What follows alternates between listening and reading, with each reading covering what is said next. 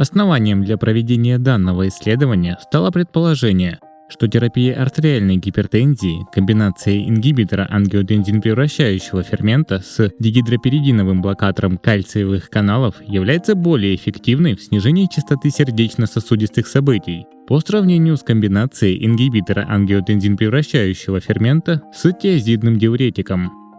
Это рандомизированное двойное слепое исследование. В нем приняли участие 11 506 пациентов с гипертензией и высоким риском сердечно-сосудистых событий. Пациенты принимали или беназеприл с амлодипином, или беназеприл с гидрохлоротиазидом.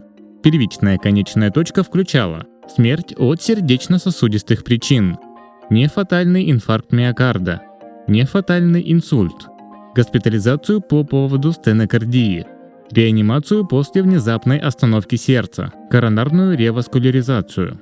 Частота первичной конечной точки в группе беназеприл-амлодипин составила 9,6% и 11,8% в группе беназеприл-амлодипин. Абсолютное снижение риска составило 2,2%.